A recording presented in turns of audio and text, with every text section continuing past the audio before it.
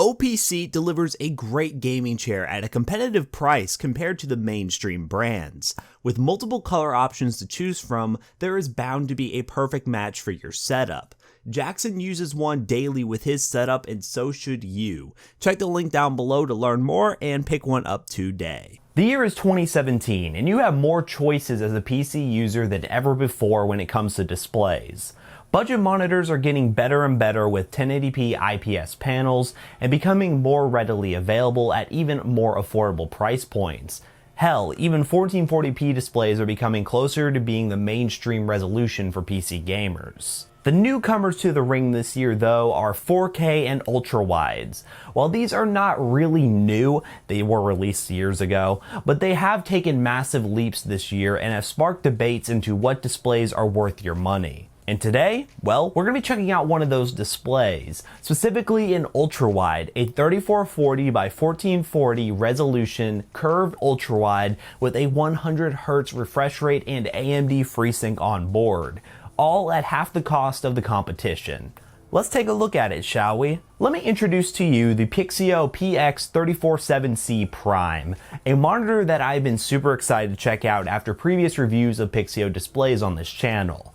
I primarily used their 1440p 144Hz panel for roughly a year once I got it for review, and I fell in love with it for what it offered for the money. But when I saw teasers of what Pixio was planning to release with a totally new rebranded line of monitors with a much cleaner aesthetic, including this ultra-wide display on a budget, I've never begged a company more to get my hands on it. But regardless of that, there are some flaws that are going to be addressed in this video, so stay tuned for that. First, with the setup process. The monitor itself comes with a pretty nice stand that goes together easily with two screws on the back. But wait, there's no VESA mounting. Really? Really, Pixio? No VESA support on a $600 monitor.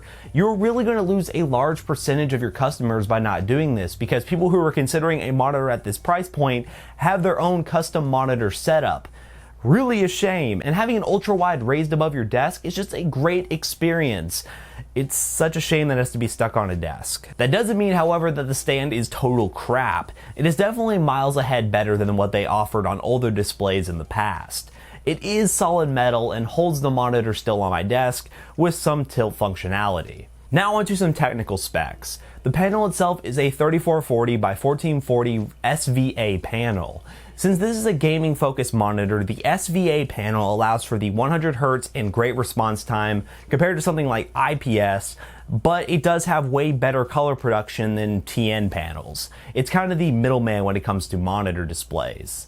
And coming out of the box, it is a little bit strange in terms of color, and I had to do some tweaking to my liking, but even then, it really does need some good color calibration to it if you're going to be using it for more than just gaming. It is a curved panel that comes in at 1800R, which is nothing crazy, but it does add to the immersive experience. 100 Hz is super nice on this monitor. Jumping from 144 Hz down to 100 Hz is a little to not even noticeable drop off, and having all this screen real estate makes it even more worthwhile and something that I don't even notice. Especially for those who are going to be upgrading to something like this from a 60 Hz panel, it will be a night and day difference and a great selling point for such a great display at such a great price. But again, there are some flaws. This display comes with adaptive sync or FreeSync, whatever you want to call it, but with a frequency range of 80 to 100 FPS.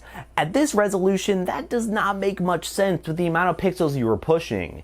You won't ever really be able to be in that ballpark unless you're with a 1080 Ti setup or running older titles. I would have preferred to see 60 to 80 or 60 to 100 range. It really wasn't a deal breaker for me because I am using an Nvidia card, but still, if you're an AMD user and you want FreeSync, keep that in mind. The range is really weird. As far as connectivity goes, you get DisplayPort 1.2, HDMI 1.4, and DVI. You could get the native 100 Hz on the HDMI and DisplayPort, but only 60 Hz on DVI, so keep that in mind. Alright, so now that all the technical mumbo jumbo is out of the way, let's just get into some notes that I had while using the display for the past 3 days. One glaring manufacturing issue is a creaking noise that comes from the plastic body of the monitor once it's first turned on after a period of time, and also after it's turned off after being on for a while. I attest this to the plastic heating up with the display. It could be something that actually gets worn in over time, but it's something that you should definitely pay attention to, and here's a little bit of a sound sound test for what I'm talking about.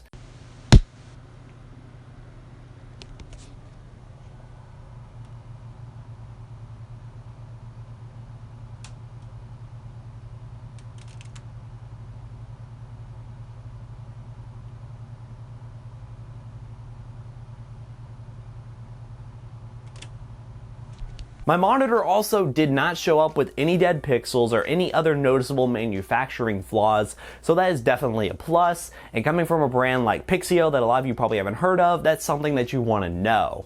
And from early reviews, it does seem to be a common trend that monitors are showing up in perfect shape. But if you do have any issues, Pixio, from my experience, has really awesome customer support, so definitely keep that in mind. They're a really awesome company to work with. But overall, as a YouTube channel that normally offers budget content, what do I think of this monitor? Well, I'm going to take a quote from my fellow YouTuber Nerd on a Budget and mention that budget content doesn't always have to be cheap.